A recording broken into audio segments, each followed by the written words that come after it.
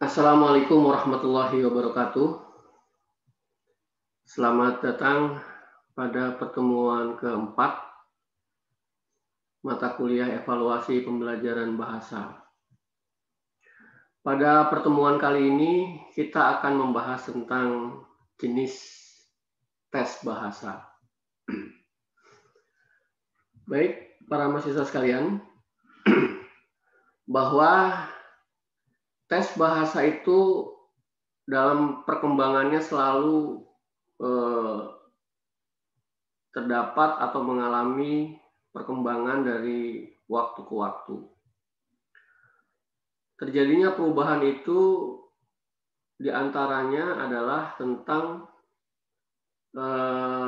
ditemukan kelemahan-kelemahan tes bahasa yang terdahulu, sehingga ada penyempurnaan.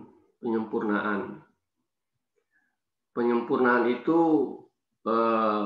menyesuaikan dengan pandangan-pandangan, ya, pendekatan, dan fokus dari pembelajaran bahasa itu sendiri. Tetapi betapapun ada kelemahan-kelemahan yang terdapat dalam tes, kemudian ada perbaikan-perbaikan, tetapi itu tidak serta-merta meniadakan tes yang lama, ya, tes bahasa yang lama. Walaupun itu ada kelemahan, tetapi tetap saja tes-tes bahasa yang sudah diperbaiki itu masih ada unsur-unsur yang dapat dipertahankan. Nah, jadi kalau kita melihat, ya, jenis tes bahasa serta perkembangannya dari awal, itu paling tidak kita melihat ada 5 jenis tes bahasa, yaitu yang dikenal dengan tes diskrit, kemudian tes integratif, tes pragmatik, tes komunikatif, dan tes otentik. Setidaknya kita ada mengenal 5 jenis tes bahasa ini. Selintas akan saya sampaikan, ya, masing-masing dari tes tersebut. Yang pertama yaitu tes diskret atau discrete point test. Apa yang dimaksud dengan tes diskret ini? Tes diskret ini adalah tes yang hanya menekankan atau menyangkut satu aspek kebahasaan pada suatu waktu. Jadi kita akan mengujikan, ya, mengetes bahasa itu hanya satu aspek saja. Tiap butir tes hanya untuk mengukur satu aspek kebahasaan, apakah itu tentang fonologi, apakah itu tentang morfologi, apakah tentang sintaksis, atau tentang kosakata. Dan tes diskret ini juga bisa menyangkut tes keterampilan berbahasa. Apakah berbicara, mendengar, menulis, ya. Nah, ini juga bisa dilakukan menggunakan tes diskret. Tetapi lagi-lagi itu hanya menyangkut satu aspek saja. Misalnya hanya menyangkut keterampilan berbicara saja, atau melakukan tes tentang mendengar saja, dan lain sebagainya. Nah, dasar pemikiran tes diskret ini yaitu 2 teori. Pertama teori strukturalisme, dan yang kedua adalah teori behaviorisme. Kedua teori tersebut itu beranggapan bahwa keseluruhan dapat dipecah-pecah dalam bagian, atau keseluruhan adalah bagian, jumlah dari bagian-bagian. Itu teori itu menyatakan demikian. Jadi tiap bagian tersebut, apakah itu kebahasaannya ataukah itu keterampilannya, dapat diajarkan dalam atau diteskan secara terpisah-pisah. Jadi pembelajaran atau pengujian kebahasaan dalam teori ini dia mengabaikan tentang konteks, tetapi hanya berfokus kepada teks. Berikut bahwa kelemahan dari tes diskret yang paling mencolok ini adalah bahwa tes diskret ini dapat memecah-mecah unsur kebahasaan dan menghadirkannya dalam keadaan terisolasi. Nah, ini yang menjadi kelemahan dari yang paling mencolok ya dari tes diskret ini. Orang tidak mungkin belajar bahasa dalam situasi yang mutlak diskret gitu atau terisolasi. Nah, lagi pula dalam hal belajar bahasa, keseluruhan itu belum tentu sama dengan jumlah bagian-bagiannya. Ada kompetensi yang harus dimiliki seseorang di luar kebahasaan, yaitu yang kita kenal dengan pendekatan komunikatif. Kompetensi komunikatif itu mempersyaratkan kompetensi-kompetensi lain selain dari unsur bahasa. Misalnya kompetensi sosial ya, atau faktor sosial kultural. Nah, di dalam tes diskret ini tidak memperhitungkan masalah-masalah kompetensi sosial. Nah, faktor-faktor sosiokultural yang memegang peranan penting dalam menunjang kompetensi komunikatif seseorang. Nah, ini tidak diperhitungkan di dalam tes jenis diskret ini. Jadi, tes diskret ini sesungguhnya gagal untuk mengukur kompetensi komunikatif. Yang justru kompetensi komunikatif itu mempersyaratkan adanya keterlibatan banyak unsur kebahasaan dan faktor-faktor lain di luar bahasa. Nah, ini yang tidak diperhitungkan ya di dalam tes diskret ini. Nah, kemudian persoalan yang muncul adalah apakah tes diskret ini tidak perlu lagi dipergunakan di sekolah untuk mengukur kadar keberhasilan belajar bahasa siswa? Nah, ada satu teori menyatakan bahwa teori baru itu dibangun sebagai reaksi teori sebelumnya. Jadi, yang baru tak dapat sama sekali meninggalkan yang lama. Oleh karenanya, pendekatan komunikatif dalam pembelajaran bahasa itu juga tidak dapat sama sekali meninggalkan pandangan strukturalisme. Dalam tahap awal pembelajaran bahasa bagi orang dewasa, pengajaran unsur struktural bahasa masih amat dibutuhkan. Lebih-lebih ketika seseorang itu belajar bahasa asing misalnya. Orang tidak bisa begitu saja diajak berbicara bahasa asing ya, sebelum memiliki pengetahuan tentang sistem bahasa itu. Jadi tidak serta-merta bahwa jenis diskret ini kita tinggalkan sepenuhnya. Artinya pengajaran unsur-unsur bahasa itu tadi, yang dipecah-pecah itu tadi, itu masih juga diperlukan. Jika pengajaran unsur struktur masih diperlukan, maka tentunya tes diskret ini ya mau tidak mau juga masih diperlukan. Atau minimal untuk tujuan remedial. Nah, itu mengenai tes diskret. Kemudian yang berikutnya, yang kedua, yaitu yang kita kenal dengan tes integratif atau integratif test.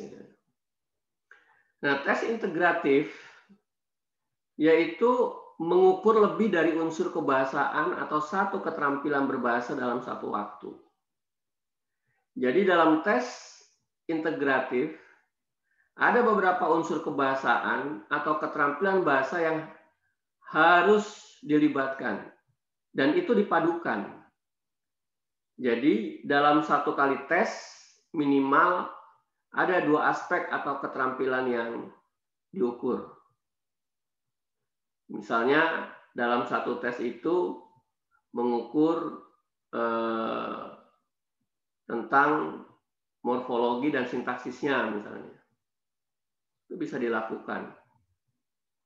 Jadi aspek-aspek bahasaan itu tidak saling dipisahkan, melainkan dipadukan sehingga ada keterkaitan antara unsur dan antara keterampilan. Jadi dalam satu tes bisa saja dilakukan antara mendengar dengan berbicara misalnya. Itu bisa dilakukan seperti itu. Ya. Nah, bahasa yang alamiah itu adalah bukanlah merupakan kumpulan dari unsur-unsur bahasa semata. Oleh karenanya dalam tes keterampilan bahasa, bahkan akan lebih baik ya jika juga mempertimbangkan aspek konteksnya. Nah, jadi tes integratif itu memang sudah memadukan beberapa unsur kebahasaan. Walaupun belum tentu kontekstual. Tetapi sudah mulai memadukan unsur-unsur yang ada dalam bahasa. Jadi tidak mengkotak-kotakan seperti tes diskret tadi. Nah, kemudian tes yang kontekstual itu lazimnya bersifat pragmatik dan komunikatif. Tes pragmatik dan komunikatif itu pasti integratif. Tetapi tes yang integratif itu belum tentu pragmatik. Jadi tes integratif yang tidak kontekstual atau masih terisolasi itu mirip-mirip dengan tes diskret. Belum mencerminkan penggunaan bahasa yang alamiah. Nah, berbagai tes unsur kebahasaan yang diteskan itu minimal berbeda dalam konteks kalimat atau konteks yang lebih besar lagi, apakah paragraf ataukah wacana. Jadi dilihat dari sudut pembelajaran bahasa dewasa ini, tes integratif terlihat lebih menjanjikan daripada tes diskret.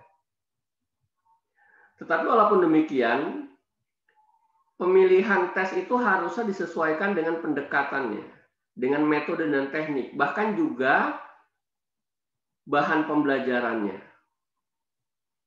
yang digunakan ketika guru mengajarkan bahasa di kelas. Jadi untuk memilih menggunakan tes diskret atau menggunakan tes yang integratif, itu kita juga harus melihat materi, metode, ya pendekatan yang kita gunakan, atau juga yang paling penting lagi tujuan ya yang kita gunakan di dalam untuk proses belajar mengajar tersebut. Nah, berikutnya yang ketiga yaitu tes pragmatik. Tes pragmatik ini berangkat dari pandangan bahwa bahasa adalah alat berkomunikasi. Jadi maka seseorang itu dinyatakan memiliki kompetensi berbahasa jika mampu menggunakan bahasa itu dalam konteks yang sesungguhnya. Jadi belajar bahasa itu langsung praktek begitu. Ya, tidak mementingkan teori bahasa. Nah, tes pragmatik ini pendekatannya dalam tes keterampilan berbahasa untuk mengukur seberapa baik pembelajar atau siswa itu mampu mempergunakan elemen sesuai dengan konteks-konteks bahasa yang sesungguhnya.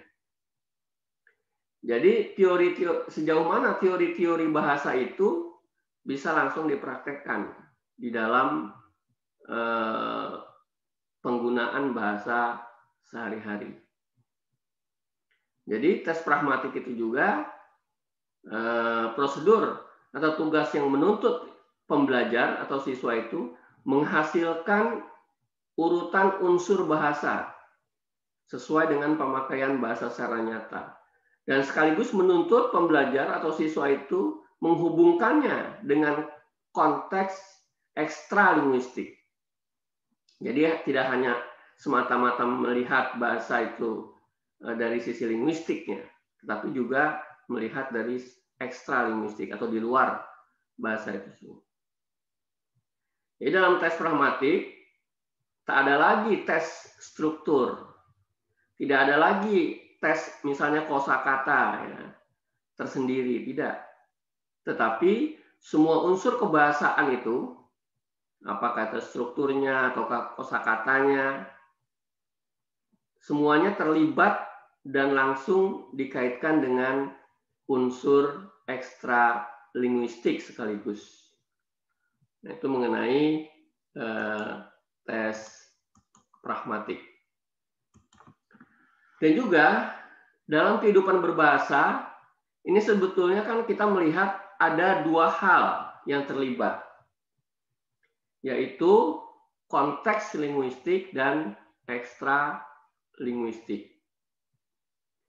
Yang dimaksud dengan konteks linguistik adalah bahasa sebagai lambang verbal dengan tentunya segala unsur-unsurnya. Sementara konteks ekstralinguistik yaitu dunia atau sesuatu yang di luar bahasa itu.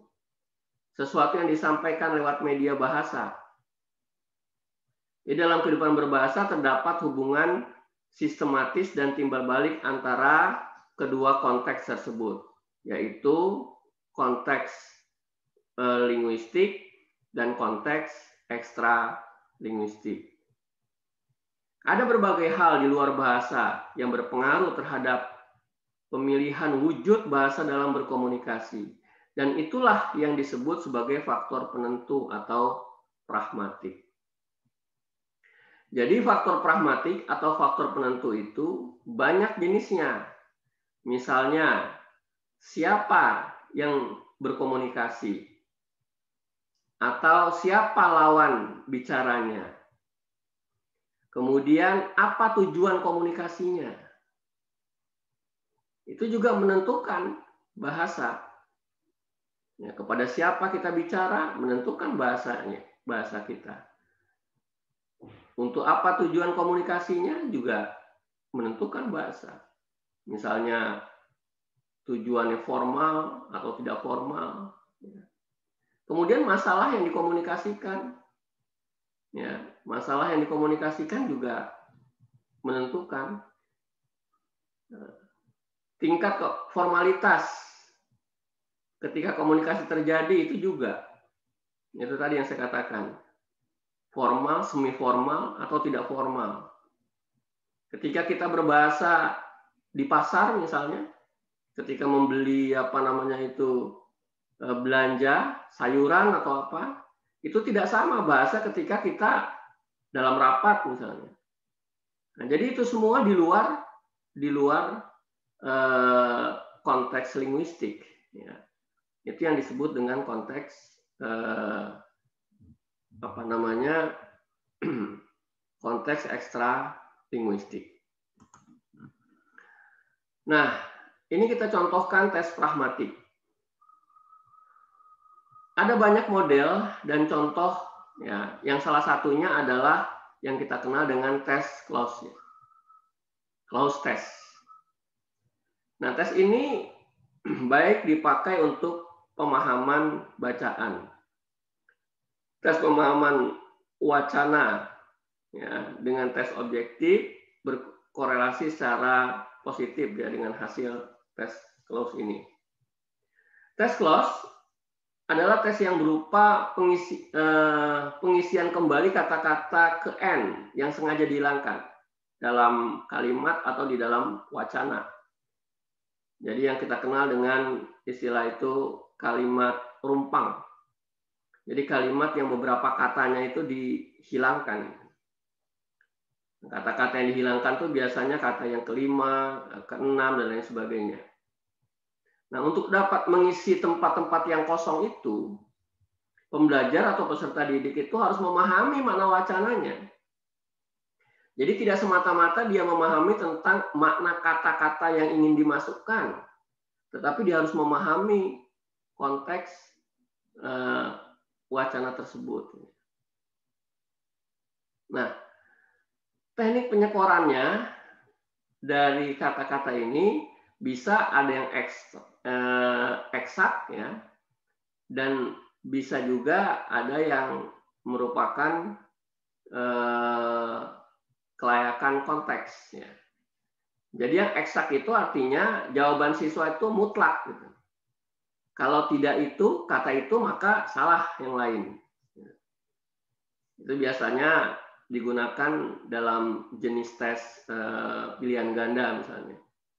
Jadi ada satu kalimat, kemudian ada beberapa katakanlah dari kalimat itu ada beberapa kata yang dihilangkan. Nah, peserta didik itu diminta untuk menentukan kata apa yang tepat dari kalimat yang katanya dihilangkan itu.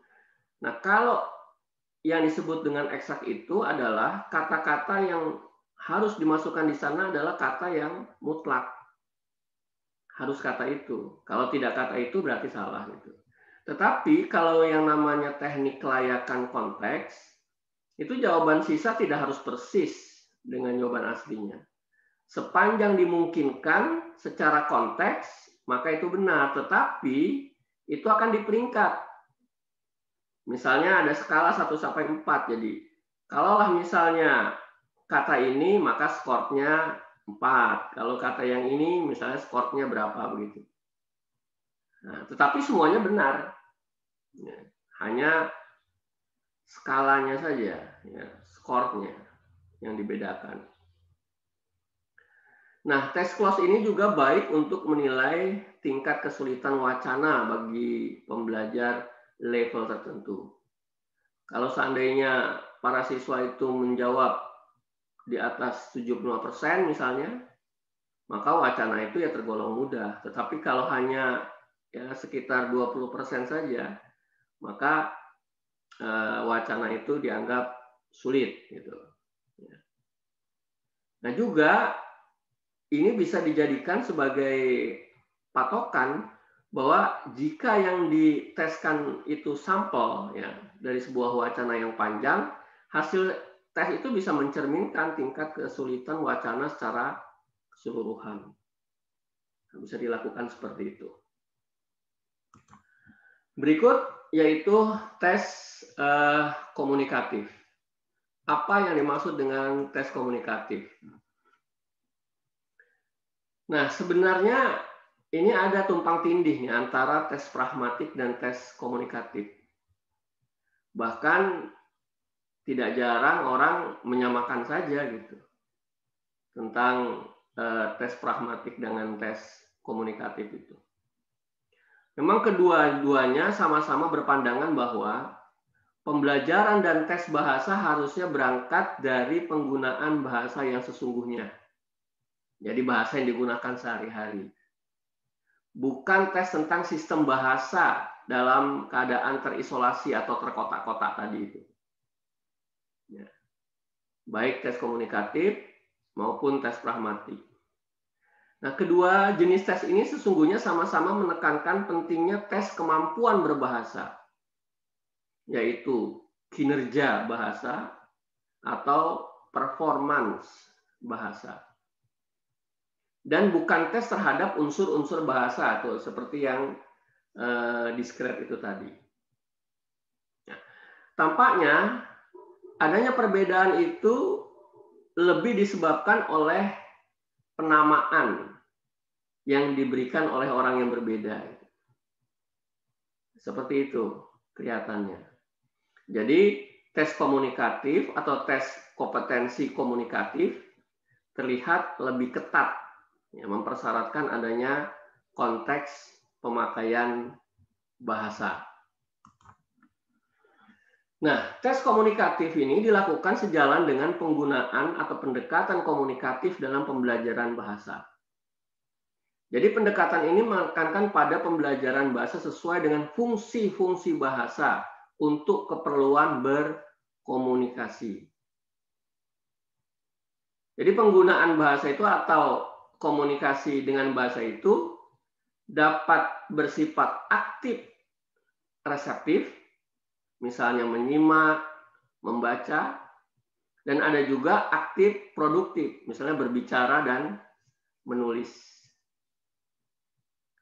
Ya. Jadi kalau hanya menyimak kemudian membaca itu dikatakan aktif tetapi reseptif. Tetapi kalau berbicara dan menulis itu aktif produktif. Nah, dalam sebuah tes komunikatif itu terlibat semua aspek bahasa. Sebagaimana halnya orang berkomunikasi yang juga melibatkan seluruh unsur kebahasaan. Jadi penggunaan bahasa yang otentik itu menjadikan semacam keniscayaan. Dan itu juga yang terlihat di dalam tes bahasa. Nah, bahasa otentik ini adalah bahasa yang dijumpai dalam penggunaan bahasa yang sesungguhnya dalam berkomunikasi sehari-hari. Nah, hal yang sedemikian sebenarnya juga menjadi tuntutan ya tes pragmatik ini. Nah, wujud tes komunikatif adalah tes pemahaman yang menggunakan bahasa dalam konteks yang jelas. Jadi berupa tes kemampuan berbahasa. Jadi yang dites itu adalah skill-nya, kemampuan berbahasanya. Konteks haruslah dikreasikan sedemikian rupa dengan melibatkan berbagai faktor penentu. Sehingga pembelajar tahu apa wujud bahasa yang mesti dipergunakan sesuai dengan konteks itu. Jadi antara teks dengan konteks ya, ini dipadukan.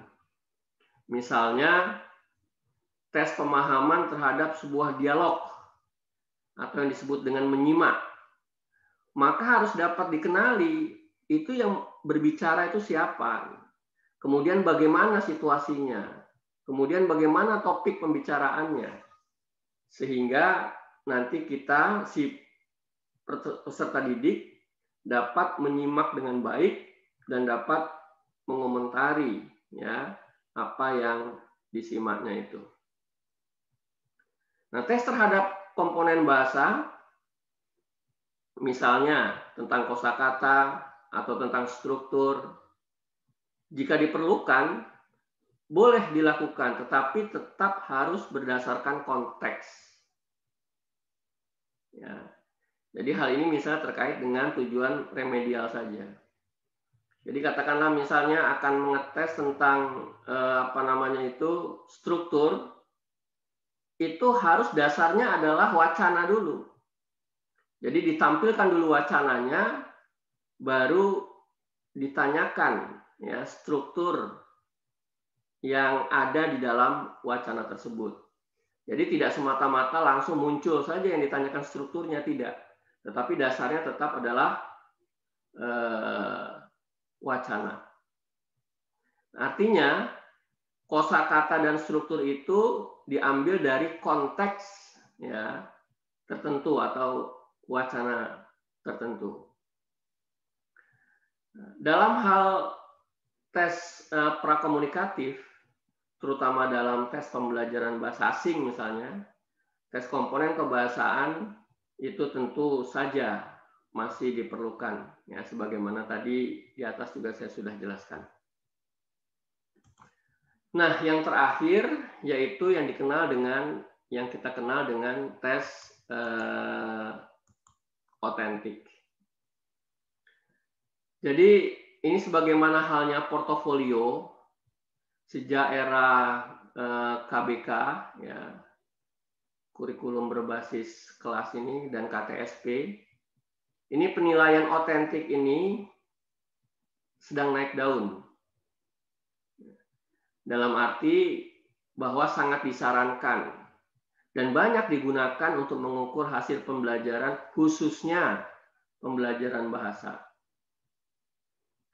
Jadi saya sarankan para mahasiswa kalau ingin mendalami tentang tes otentik ini, silakan buka kembali KBK dan KTSP itu. Nah, portofolio juga merupakan salah satu bentuk penilaian otentik. Penilaian otentik ini mementingkan penilaian proses dan hasil sekaligus. Jadi tidak semata-mata hasil, tetapi proses juga sekaligus menjadi penilaian. Dengan demikian, seluruh keterampilan siswa dalam rangkaian kegiatan belajar mengajar itu dapat dinilai secara objektif, secara apa adanya. Dan tidak semata-mata hanya berdasarkan produknya saja atau hasil di ujungnya saja, tidak. Tetapi bagaimana prosesnya itu juga harus mendapat penilaian. Lagi pula amat banyak ya kinerja siswa yang ditampilkan dalam kegiatan belajar mengajar. Sehingga penilaiannya haruslah dilakukan selama dan sejalan dengan berlangsungnya kegiatan pembelajaran itu sendiri. Nah, sejalan dengan teori Bloom, maka penilaian haruslah yaitu mencakup ranah kognitif, afektif, dan psikomotorik. Nah, cara penilaian juga bermacam-macam. Ada yang dikenal dengan tes, ada juga non-tes. Ya. Misalnya dengan cara tes itu adalah ulangan. Ya, itu adalah jenis yang tes. Tetapi yang non-tes itu bisa penugasan, wawancara, pengamatan, angket, ya, catatan lapangan, portofolio, itu adalah jenis-jenis yang non-tes. Sementara penilaian juga dilakukan lewat berbagai cara atau model. Ini menyangkut berbagai ranah, serta meliputi proses dan produk. Inilah yang kemudian disebut dengan penilaian otentik. Jadi, otentik dapat berarti dan sekaligus menjamin pertama objektivitas, ya, jadi objektif, ya. Kemudian nyata atau konkret, benar-benar hasil keterampilan siswa dan akurat serta bermakna. Karena apa? Karena peserta didik atau siswa itu diikuti mulai dari proses sampai hasilnya. Nah, kemudian tes otentik dapat juga dimaknakan bermacam-macam. Tergantung oleh siapa dan untuk lingkup apa. Namun umumnya itu bersifat saling melengkapi. Penilaian otentik itu juga menunjukkan pada pemberian tugas kepada pembelajar atau kepada siswa untuk menampilkan kemampuannya mempergunakan bahasa, target secara bermakna dan kemudian dinilai. Contoh yang paling konkret yang bisa kita wujudkan misalnya melakukan drama misalnya atau pertunjukan. Ini adalah merupakan salah satu contoh ya dari penilaian otentik itu. Sehingga dari pertunjukan itu kita dapat menilai, guru dapat menilai ya tentang bagaimana penggunaan bahasa peserta didiknya. Ya. Nah, jadi itulah para mahasiswa sekalian tentang jenis-jenis tes ya bahasa ya yang dikenalkan dalam pertemuan ini. Selanjutnya, tentu saya minta semua mahasiswa untuk lebih mendalami lagi tentang itu, dan kemudian nanti pada akhirnya mahasiswa saya minta untuk membuat contoh tes ya, untuk mata pelajaran bahasa Indonesia untuk jenis yang tadi dijelaskan. satu contoh tes untuk diskret, ya, satu contoh tes untuk integratif, satu contoh tes untuk pragmatik, satu tes komunikatif, dan satu tes otentik. Yang tentunya adalah mata pelajaran bahasa Indonesia. Nah, setelah itu nanti, ya, silakan Anda masukkan di dalam forum diskusi ini, kemudian itu silakan didiskusikan, mahasiswa yang lain tentu menanggapi dan lain sebagainya, sehingga dengan demikian terjadi komunikasi antara para mahasiswa, dan pada akhirnya juga mahasiswa lebih nanti tambah memahami tentang apa itu jenis-jenis tes yang kita bicarakan. Dengan dipraktekkan, ya, dengan cara kita membuat contoh-contoh, maka harapan saya mahasiswa lebih memahami tentang jenis tes bahasa tersebut. Itulah pengantar yang bisa saya berikan untuk pertemuan kali ini. Selamat belajar, selamat berdiskusi. Mudah-mudahan materi ini dapat dipahami oleh para mahasiswa dengan sebaik-baiknya. Saya akhiri, billahi taufiq wal hidayah. Wassalamualaikum warahmatullahi wabarakatuh.